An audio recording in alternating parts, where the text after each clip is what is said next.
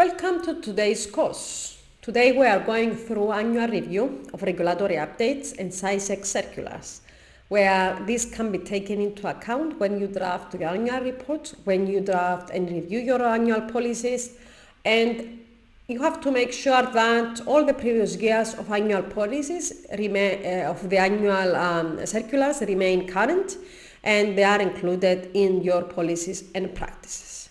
My name is Evdokia Pitsillidou and I am the Risk and Compliance Director at SALVUS.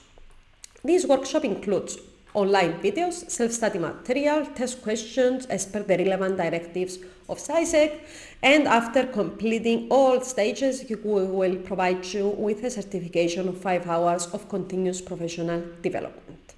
Now, what you will learn from this course, we provided by key information related to regulatory updates and circulars issued by CySEC during the year 2022. You will be equipped, in other words, with the latest developments on the field concerning Cyprus Investment Firms, investment funds, CASPs, issuers, anywhere related to AML, anywhere related to prudential supervisions, anything related to issuers and regulated entities under CySEC. You will be practice the acquired knowledge through the few questions we have there, and you earn the 5 hours of CPDs. Our workshop contains the Lamfalussy process, an understanding of how the rules are coming into force. We are going to discuss ESMA and the EU competent authorities, the regulatory framework, regulatory updates happen during the year. We are going through the important circulars of 2022 and 2022 circulars concerning AML, prudential supervision, market abuse, RBSF, MiFID, recovery plan, investment funds, CSDR, issuers, benchmarks, and general circulars issued by the regulator. We are here to help you draft your annual reports and update your annual policies.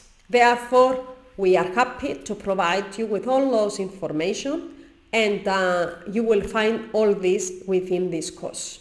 Test questions, simple ones for completing the course and the certification of 5 hours. In this first section of our course, we are going to discuss the Lamfalussy process, ESMA, and the EU supervisory authorities.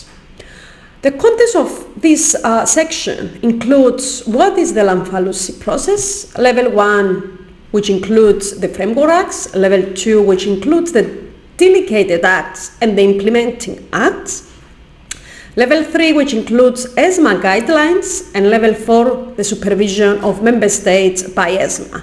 Finally, we are discussing EU supervisory authorities. While we go and we navigate through this content, you will understand more how the regulations come into force, the relevant bodies included and on the decision taking, and you will further understand why regulation to come into force requires few years for discussions and then they go through the implementation. So, what is a Lamfalussy process? It's a regulatory process, concerns financial services that is introduced in 2001. The aim of this process is to make quicker and more effective the regulatory process. Why we call it the Lamfalussy process is because it's named after Alexander Lamfalussy. Therefore, this process is used for the development of the MiFID, which is the fundamental regulation for financial services cross-border in EU, Market in Financial Instruments Directive. 2022 important circulars. Within this section, we are discussing what important happened during the year.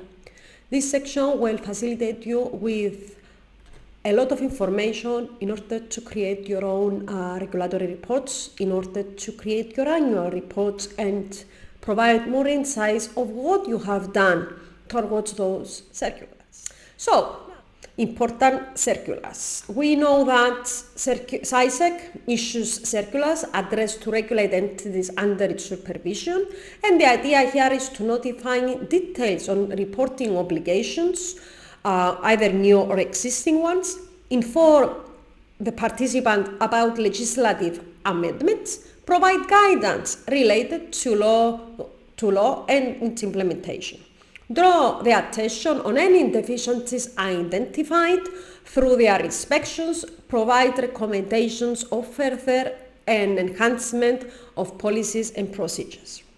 During 2022, CySEC issued 61 circulars in consideration of political, economic, social, and regulatory developments. Regulated entities now shall ensure they remain informed and in compliance with regulatory obligations disclosed in the circulars. And of course, when we don't have an amendment of a circular during the year under review, the previous circulars remain in force. So we will see in our practices that we may have 61 circulars and an updated circular make a reference to the previous one, which is amendment.